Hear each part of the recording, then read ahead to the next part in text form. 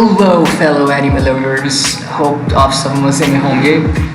Anime profiles की एक और एक्साइटिंग एपिसोड में मैं आपको वेलकम कहता हूँ। और आज के इस एपिसोड में हम बहुत ही इंटरेस्टिंग एनिमे कैरेक्टर के बारे में बात करने वाले हैं और थंबनेल से आप लोग गेस कर ही चुके होंगे। तो चलिए शुरू करते हैं इस छोटे से इंट्रो के बाद।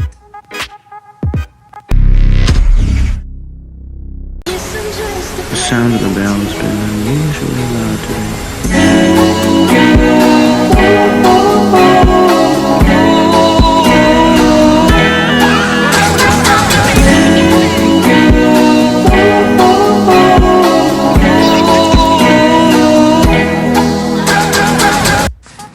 ओके, आई होप आप लोगों को इंट्रो पसंद आया होगा। तो इससे पहले कि मैं एल के बारे में बात करना शुरू करूँ, हमें यहाँ पे एक बहुत ही ज़रूरी चीज़ ऑन करनी है और वो है एल की detective theme. So music on.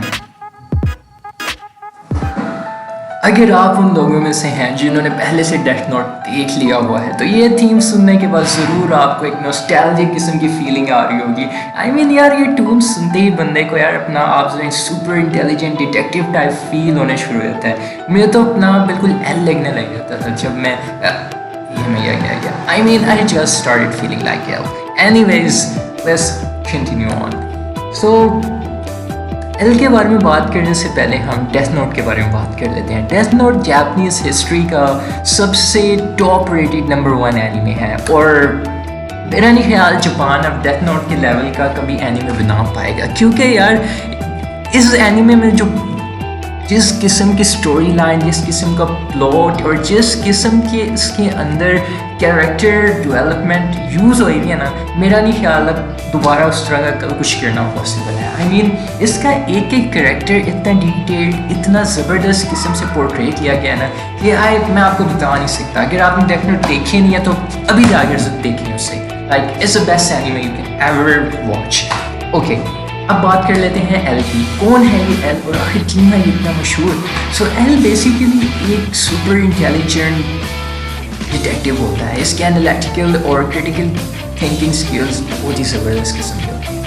L इतना रिनॉन और दुनिया का सबसे बड़ा ज़बरदस्त किस्म का डिटेक्टिव होता है कि इसने अपनी लाइफ में बहुत से बड़े बड़े क्रिमिनल केसेस सॉल्व किए होते हैं। और ये बात मैं यहाँ पे बताता चलूँ, एल एज में बेसिकली जस्ट 17 ईयर्स ओल्ड के लगभग होता है।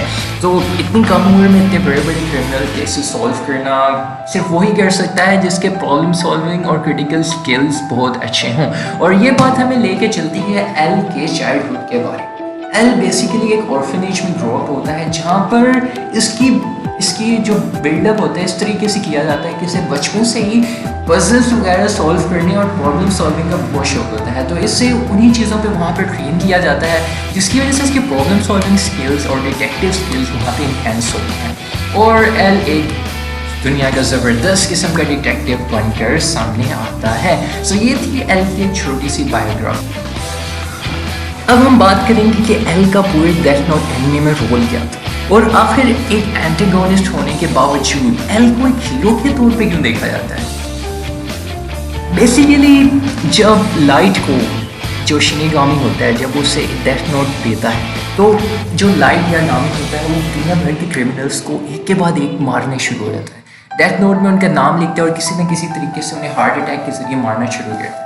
ये बात एल को बहुत अजीब लगती है। वो कहता है कि किस तरह से पूरी दुनिया में सिर्फ क्रिमिनल्स मर रहे हैं, वो भी सिर्फ हार्ट अटैक की वजह से। यानी सबकी जो डेथ की जो कंडीशन है वो सेम है, सबको हार्ट अटैक्स आ रहे हैं और सब मर रहे हैं। और मज़े की बात है कि दुनिया के सिर्फ क्रिमिनल्स ही इस तरीके से मरे जा रहे हैं। तो एल को शक पड़ता है कि इसके पीछे किसी न किसी का हाथ ज़रूर है।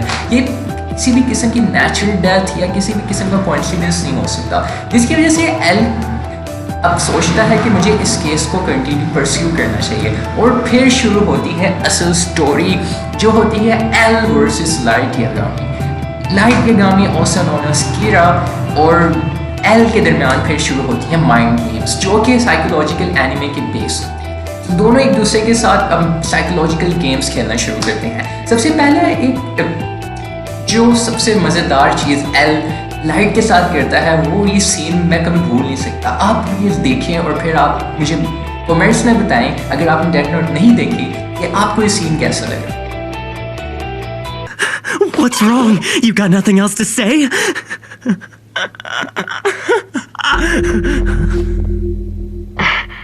I had to test this just in case, but I never thought it would actually happen. Kira, it seems you can kill people without having to be there in person. I wouldn't have believed it if I hadn't just witnessed it. Listen to me, Kira. If you did indeed kill Lynd L. Taylor, the man who you just saw die on television, I should tell you that he was an inmate whose execution was scheduled for today. That was not me. What? So, आपने देखा इस scene में किस तरह से L light Yagami जो कि कीरा है उसको एल ट्रिक करता है ये सोचने पर कि स्क्रीन पर जो न्यूज़ कास्ट में बंदा शो हो रहा होता है वो एल है, लेकिन दरअसल वो एक क्रिमिनल होता है जिसको डेथ सेंटेंस हो गई होती है और कीरा उसे ये सोचकर मार देता है कि वो एल है, लेकिन दरअसल में सिर्फ एल की एक ट्रिक होती है, उसका प्लान होता है कीरा को रिवील करने के लिए कि वो इस वक्त जापान में ही मौजूद है। और इस तरह से कीरा जो अपने आप को बहुत ही सुपर स्मार्ट इंटेलिजेंट समझता है एल के ट्रिक में आकर फंस जाता है और एल इस पहली साइकोलॉजिकल गेम में कीरा से जीत जाता है। तो ये इस लेवल की क्रिटिकल थिंकिंग स्किल्स और इस किस्म की चालाक पर्सनैलिटी है एल जो कि मुझे उसको एडमायर करने पर मजबूर कर देती है। इस तरह से पूरे डेथ नोट एनिमे में दोनों कीरा और एल के दरमियान माइंड वॉर चलती है, दोनों एक दूसरे के साइकोलॉजिकल गेम्स खेलते हैं। एक तरफ कीरा पूरे जापान के क्रिमिनल्स को मारने के लिए प्लान्स बना रहा होता है कि किसी तरह से पूरे जापान में जस्टिस ले, जब से उसे डेथ नोट मिलता है वो अपने आप को गॉड टाइप एंटिटी समझना शुरू होता है। दूसरी तरफ जो एल है वो अपनी एक इन्वेस्टिगेशन टीम बनाता है, अपने एनालिटिकल और क्रिटिकल थिंकिंग स्किल्स की वजह यूज़ करके स्ट्रेटजी डेवलप करता है, किसी तरह से कीरा को आइडेंटिफाई करके उसे पकड़ा जाए और क्रिमिनल्स की ये अनस्टॉपेबल किलिंग को बंद करा जाए। पूरा एनिमे इस किस्म की माइंड गेम्स और साइकोलॉजिकल वॉर से भरा पड़ा है और इतनी फैसिनेटिंग है ना ये, आप लोग एक बार देखिए आप लोगों को मज़ा आ जाएगा, बहुत ज़बरदस्त किस्म की चीज़ है ये। ये तो आपने अभी पहला सीन देखा जिसमें आपने देखा एल कितना क्लेवर किस्म का बंदा है। अब एंड में एक ऐसा सीन आता है कि वो सीन आपको प्रूव कर देगा कि एल जैसा क्रिटिकल थिंकर और इंटेलिजेंट बंदा है ही नहीं। अब कीरा के पास एक ये कंडीशन होती है कि अगर उसने किसी बंदे को मारना है तो उसने डेथ नोट में उसका नाम लिखने के अलावा उसकी कंडीशन है कि उसने उस बंदे का फेस देखा होना चाहिए और उसे उस बंदे का नाम पता होना चाहिए। तो एल करता क्या है, वो सबसे पहले लाइट यागामी को अपनी इन्वेस्टिगेशन टीम के अंदर डालता है और उसके बाद जब वो लाइट यागामी को अप्रोच करता है उसके पास जाकर उसको बताता है कि आई एम एल, यानी कि उसको बिल्कुल उसके पास जाकर उसे डायरेक्टली बता देते कि मैं एल और अपना फेस रिवील भी कर देता है। अब उसको इस मोमेंट पे लाइट यागामी पे इतना साइकोलॉजिकल प्रेशर आता है कि अगर उन्हें किसी भी किस्म की रिएक्शन दे दिया ना, इसे किसी भी किस्म की हरकत कर दी, कोई क्लू दे दिया इसे, तो एल को पता लग जाएगा कि मैं ही कीरा हूँ। तो ये सीन बड़ा ज़बरदस्त होता है। इसमें लाइट यागामी पे एल इस किस्म के साइकोलॉजिकल प्रेशर डालते हैं ना, अगर उसकी लाइट यागामी का कोई आम बंदा अगर उधर होता है उसने उसी वक्त पकड़े जाना था। तो ये सीन आप देखिए और आपको पता लगेगा एल किस किस्म का डेयरिंग बंदा। I want to tell you I'm Al.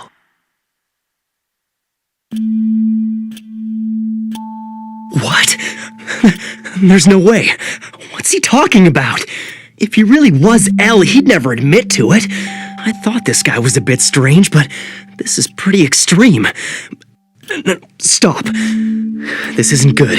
Yagami, the likelihood that you are Kira is just under 5%. Even so, something tells me I'm not wrong to suspect you. But you're just too perfect. If you are Kira, I can't think of anything that would put more pressure on you than this little scenario. ये था L के बारे में brief intro, उसकी short biography और death note में उसका role क्या था, उसने क्या करा और उसको क्यों पसंद किया जाता है और एल क्यों मशहूर है। आई होप आपको ये वीडियो पसंद आई होगी। अगर आपको ये वीडियो पसंद आई है तो प्लीज़ इसको लाइक करें, शेयर करें और please subscribe to my channel, क्योंकि फ्यूचर में मैं इस तरह की बहुत सी नई एक्साइटिंग वीडियोज़ बनाने वाला हूँ जो आपको बहुत पसंद आएंगी। So this was all for today. So see you next time in the next video with another anime profile.